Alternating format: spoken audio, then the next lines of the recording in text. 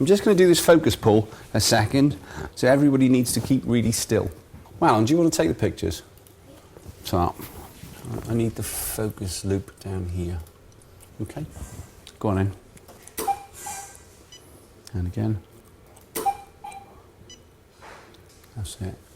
Yeah, well, this time of the year we're just finishing off Christmas. We've been working on Christmas since St David's Day, really. 1st of March is when we start. We've normally finished summer before Christmas. I think this year we finished like the 23rd of December. The studio's normally turfed for a good month with barbecues going. We can cook anything in any way, or the chef can. We're having our workshop downstairs revamped so that we've got a quicker kind of go-to for set building. Not that we build room sets, but we do build quite a lot of tabletop sets and backgrounds and things. The studio is a building which facilitates people with skills to do their jobs. Manon is looking after me in the studio, I'm in the studio, chef's in the kitchen, and Matthew's downstairs doing the retouch in real time. We use Macs obviously, but these Macs are linked together and the screens are synced because they're colour sync screens, and Matthew's seeing downstairs exactly what I'm seeing upstairs, and he's working on them in real time for the client. So as is typical with a studio set, you're shooting tethered, but I find this really interesting. You've got a network going, and your retoucher is downstairs. We shoot tethered into the network, yes. Brilliant. Yeah. And Chef can see it as well in the kitchen, because Chef's got a Mac on the kitchen wall, and quite often you'll find he's screen mirroring. So if he can't be down here by the camera, he can shout, you know. So this setup we're describing now, is this typical on every project, or is this an intense? You're going to say every project's intense, but is this a tight deadline, this one? No, well, typically we work like that. Everybody's networked. We don't use any paper. Right. All the visuals are on screen. All the job sheets, which are normally in Excel, are on the screen, and they're shared between everybody. I hate it if people have to do a job and they don't have the information they require. It's ridiculous to have Matthew run up the stairs and say, what's the name of that soup? You know, he should have that information. So it's all shared across the network. Computers are great. They don't half make everybody's life easier, especially mine, because nobody's asking me questions. No, I think one of the interesting things about your site, when you go there, is it's full-on food. Is that where you started, though? No. I started my first job in photography when I was 15. I've had a very charmed career. Well, I was into photography when I was a kid, an only child, you know, like a lot of kids back in the 70s. I had my mum's pantry turned into a darkroom, and I was into art, photography, and music. Excuse me a second. You all right, Chef? Yeah. Every picture is a team effort. You know, I don't cook anything. That's Chef's job.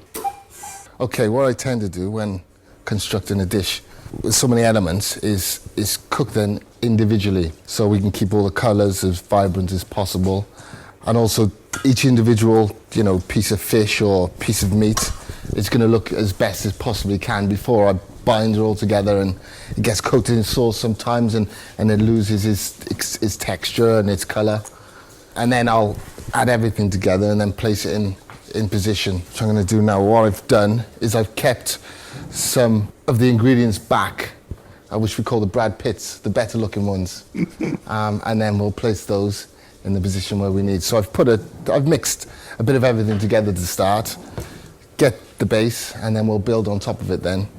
What's really interesting about seeing the way you're working, Andre, is you've obviously got a main ingredient or a dish that you're going to sell for that particular client, but the accompaniments, the other bits, the colours, the textures on the plate aren't just cosmetic, though. You're presumably having to come at it from a point of view of a chef, the taste. Absolutely, yeah, absolutely. Sometimes at the beginning, when a new client comes on board, they tend to come and go through things, give us a brief and so on, and then after a couple of sessions with us, they can see clearly that we're on top of it. We know exactly what we're doing, how to get the best out of things, And like today, they just leave us alone then. This is a very small one-day, half-day job actually for this client, which is just a pickup on a new product for a range that we've already shot, which was a 1 week job. Right. So this is just a little pickup to slot into the range. The whole team has worked with the client before. The client trusts us, so she hasn't come down from London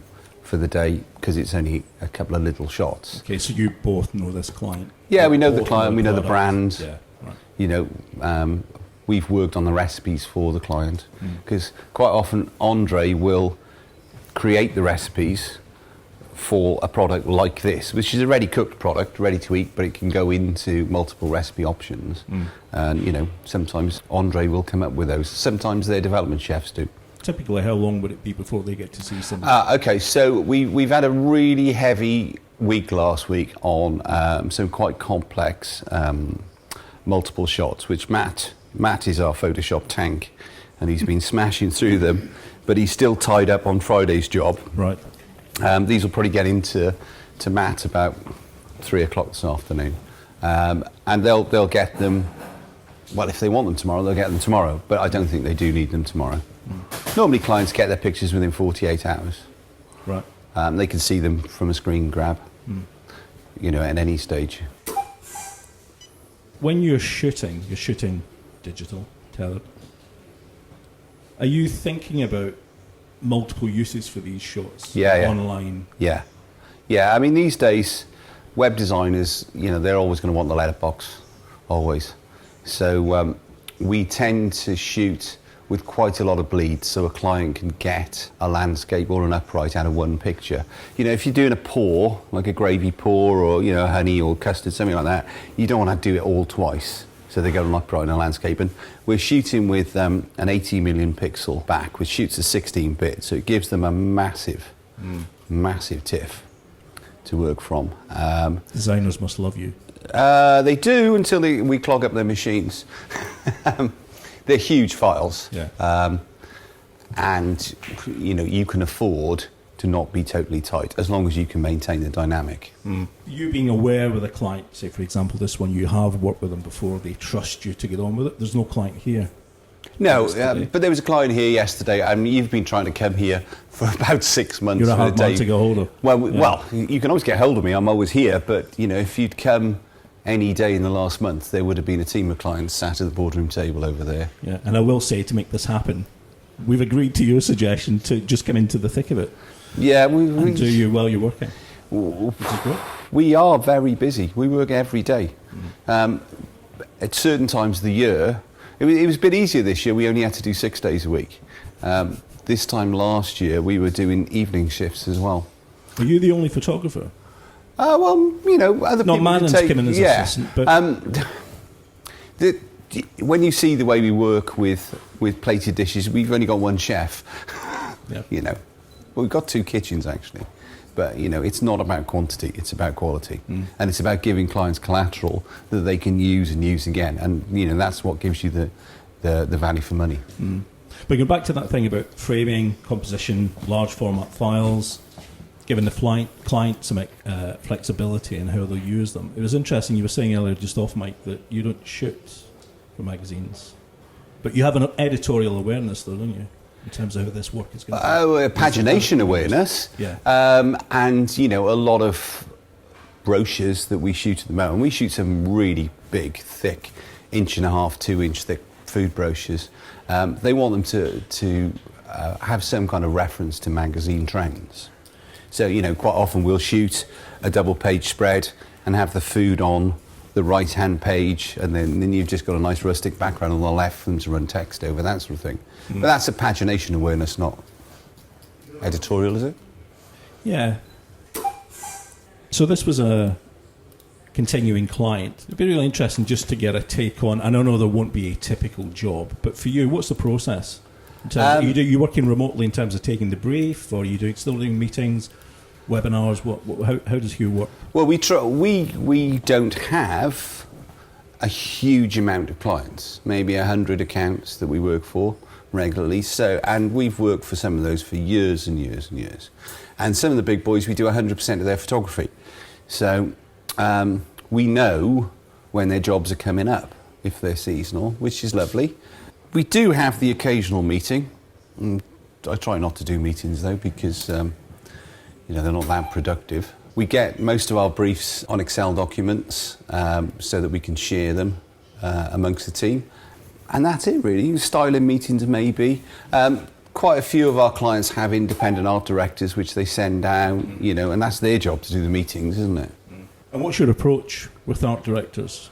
You don't want to just be a button presser, presumably. No, we want to be picture makers. We don't want to be sophisticated cameras that they just tell what to do. So, it's got to be a two-way street. And I think people appreciate that, because there are photographers out there who are just button pressers.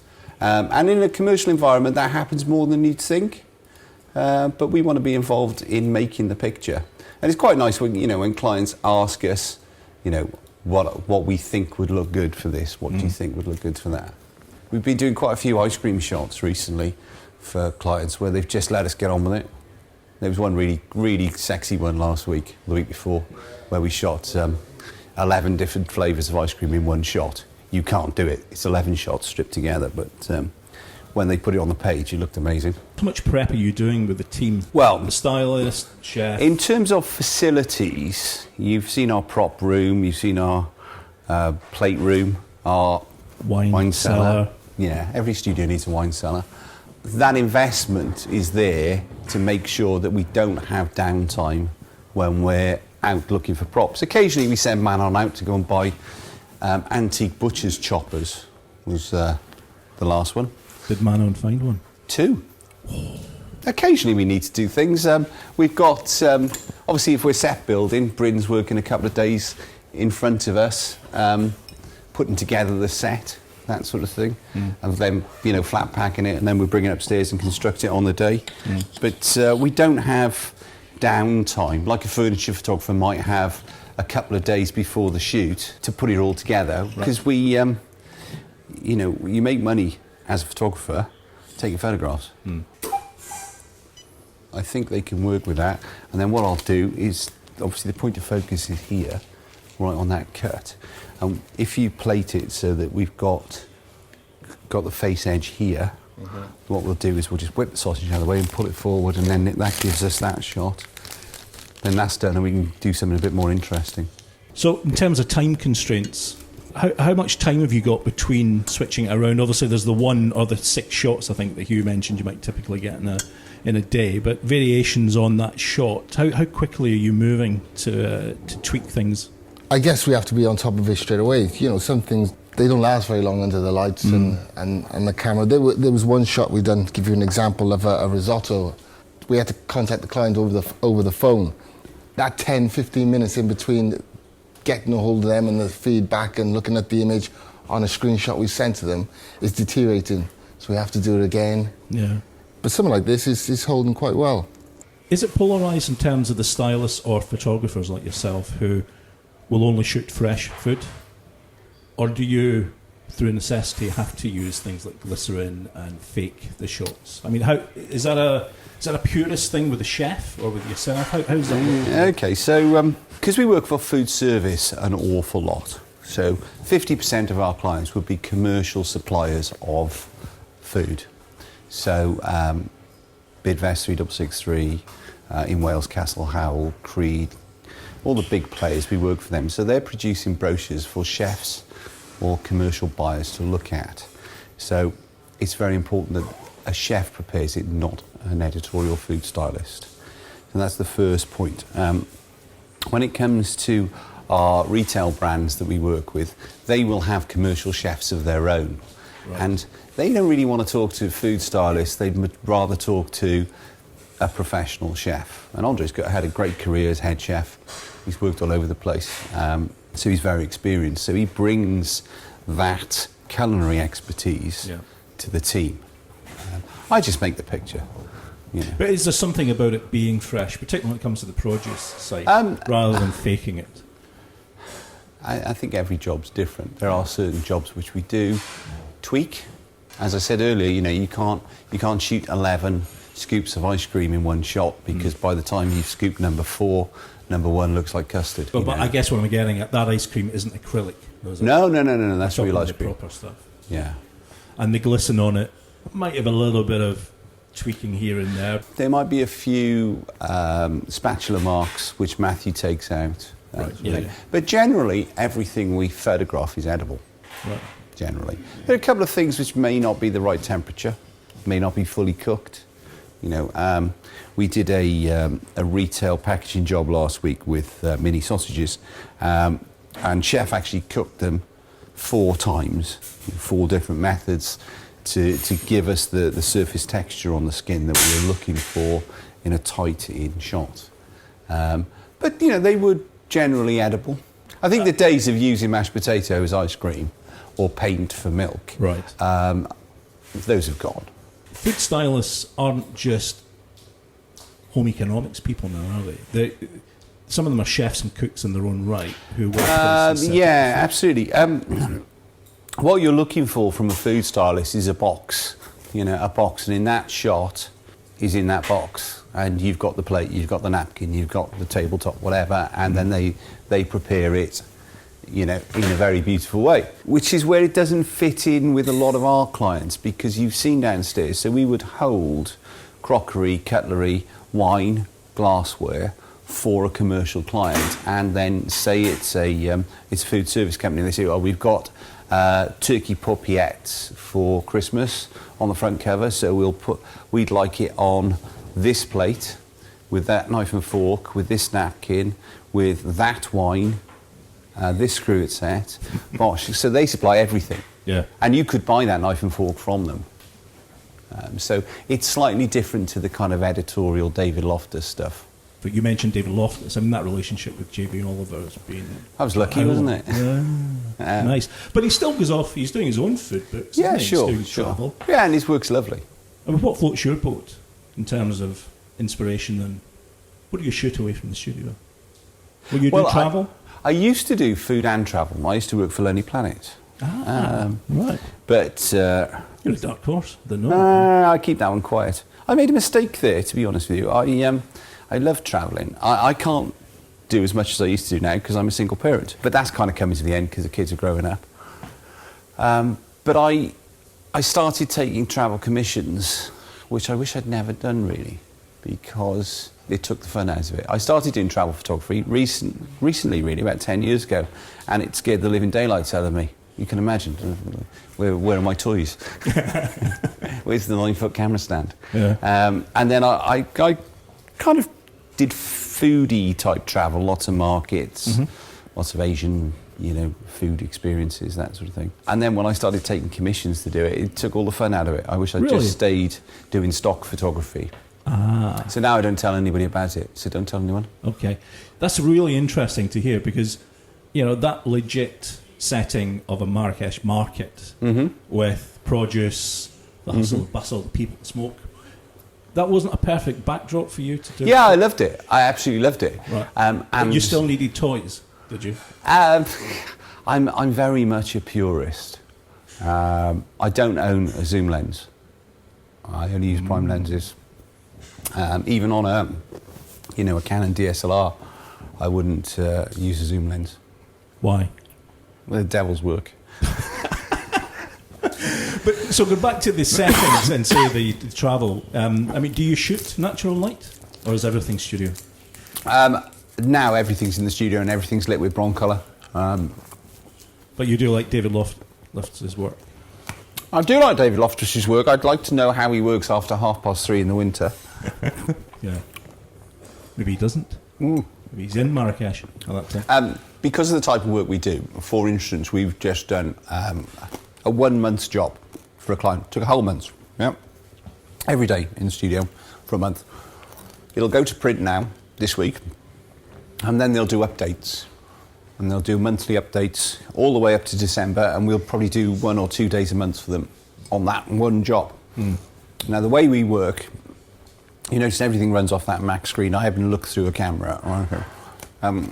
We can go back to the original lighting files, the original exposure files, the original colour correction in September and create exactly the same lighting look the same colour temperature, because we're very controlled on exposure, and that'll match. If we're using available light, there's too many variables. Yeah. For instance, this client here has got 6 of these products in that range. This is number 7. They want that to look exactly the same as the other 6. How do you do that with available? And the atmosphere is lovely, the feel, it's very editorial. This is a bit more commercial. This is commercial advertising photography. We just photograph food.